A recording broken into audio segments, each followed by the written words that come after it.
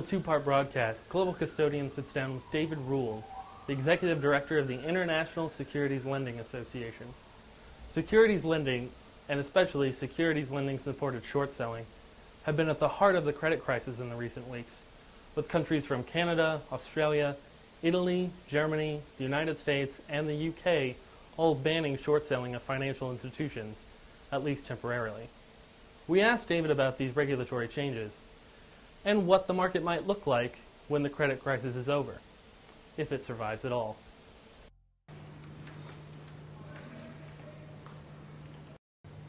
Well, I can see why people want to find somebody to blame.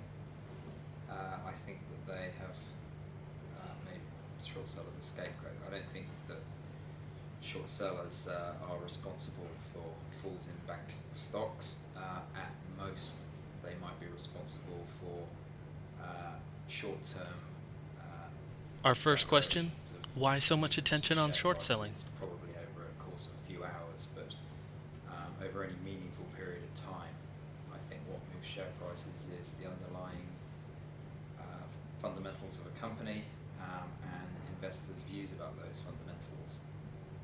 So I think short sellers have been made scapegoats. I think the data shows that generally short positions in the companies that people have been talking about, like HBOS, have not been particularly large, and it's frankly far-fetched to say that the problems of these companies have been caused by the short sellers. But if they're not the cause of the problem, then why regulate them so heavily? Well, I mean, as I said, I think that they're really a red herring. I don't think that they are addressing any of the underlying problems of the banking sector. But clearly regulators are under pressure from influential groups of people, and they've done what they've done, and we are where we are.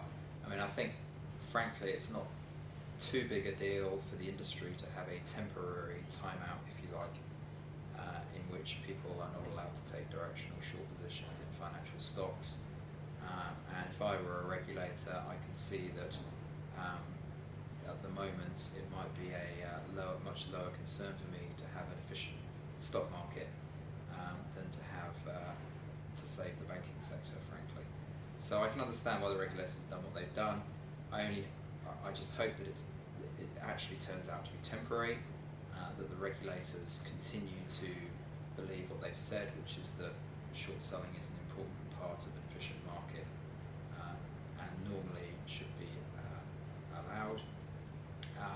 And I also hope that we don't get unintended consequences, and the main concern I have there is that people don't confuse short selling, directional short selling, with securities lending, and that securities lending of financial stocks continues because securities lending, or the ability to borrow securities, is absolutely vital to the ability of dealers to provide liquidity to their customers in the cash equity market and the derivatives market. They can't hedge themselves, they can't make two-way prices, and all users of those markets will be damaged. Likewise, the ability to borrow securities is vital to efficient settlement.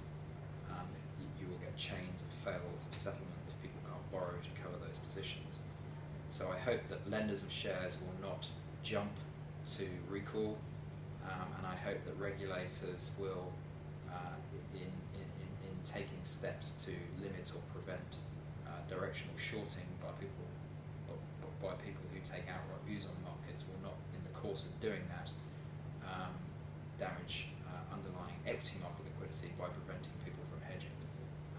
I'm certainly in the UK, we've had a very good dialogue with the Financial Services Authority on that, and I think that their rules are now designed in a way that allows people to continue to function as dealers in the equity market, and I welcome the FSA's willingness to listen and to adapt their Q&A on their website and the way that they've implemented this in that way.